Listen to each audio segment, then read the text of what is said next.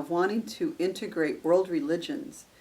And how does this all make sense? How does sacred geometry and the flowering of human consciousness and these chakras, these sacred wheels, which that is what a chakra means, sacred wheel in Sanskrit, how does this relate to cultures? How does this relate to the 7 continents, to the tree of life, in terms of the big tree of life of world religion and world belief?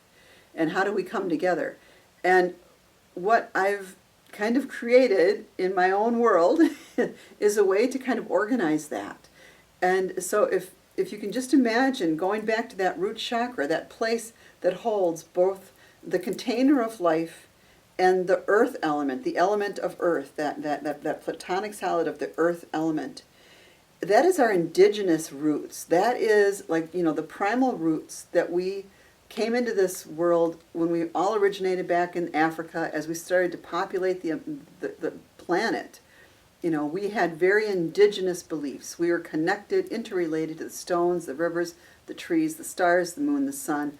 It's all indigenous belief. That is our root chakra. That is the intrinsic belief that we started with. Those are the roots.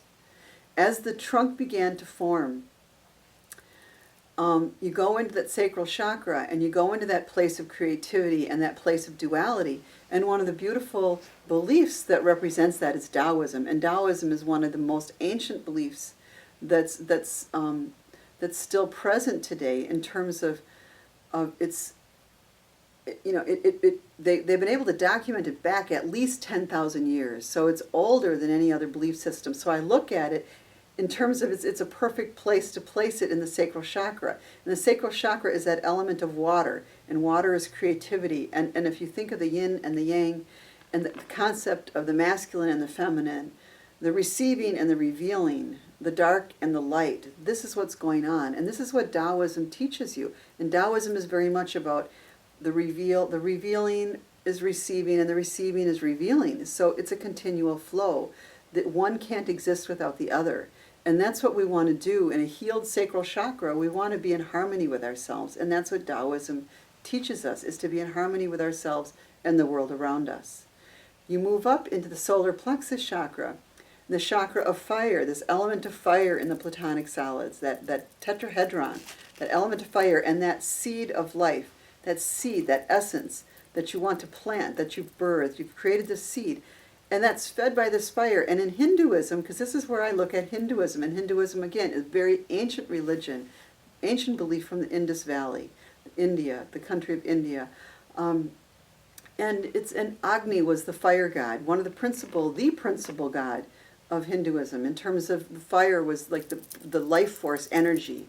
And Agni was that life force energy. And it is that fire that burns within us. And it's by having that heat and the warmth of the sun that we're able to incubate that seed so that that seed flowers and that seed grows. So you need the water and you need the warmth, and then the seed can grow. And the seed then grows and blossoms into the flower. And the flower is where I've placed Buddhism, because Buddhism grew from Hinduism. And Buddha sat under a tree and he attained enlightenment by having a seed basically drop on his head and realize that he could step out of suffering and go within himself, and everything was within himself. And he saw this place of unconditional love for himself and for everything around him. And he stepped out of this place of judgment and suffering. And that's what we want to do when we open our hearts to the flower of life. And that so the Buddha energy, that Buddha energy of going within and yet going without, seeing all that is and yet holding it all within, that's the essence of the heart chakra. That's the essence of that star, the tetrahedron, the union.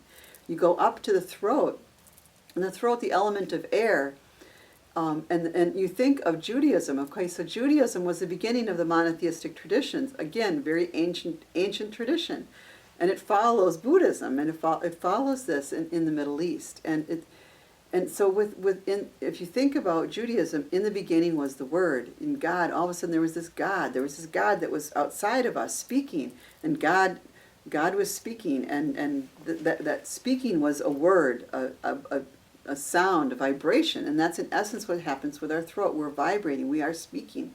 So Judaism being the beginning of the monotheistic religions, which are are kind of captured within these upper three chakras, is very much also depictive of the tree of life, because the concept of the monotheistic tree of life, of the Garden of Eden, begins in Judaic tradition. So these are the roots of the Judaic tradition. These are the roots of monotheistic tradition. So Judaism is in the throat. We move up into the third eye, and that's Christianity.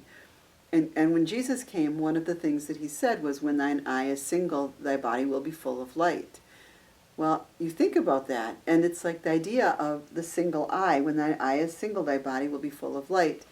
The idea of the dodecahedron, that element of spirit, that element of ether, being the filter, that when the pure light enters your body, it filters it into the 6 colors of the rainbow. When thine eye is single, thy body will be full of light. Jesus had these secrets, so that is where I place Christianity, is because he was teaching mystery teachings.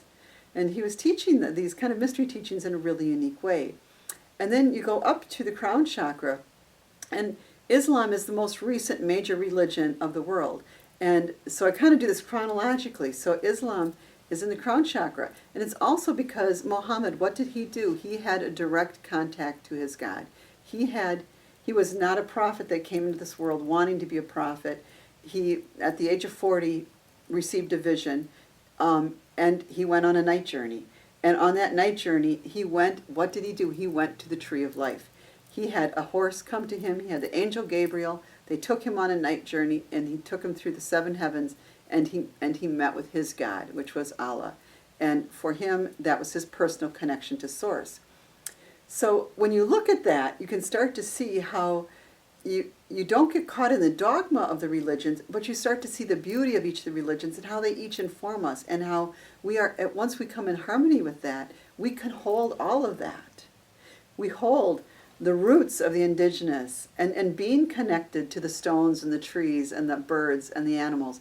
We hold the beauty of the water and the flushing and the healing and the wave action of the waves rolling and creating and forming and of Taoism, and then the fiery aspect of Hinduism, and then the inner peace of Buddhism, and the how can I say it, the gifts of Judaism, and then the mystery teachings of Christianity, and then that connection to Source of Islam.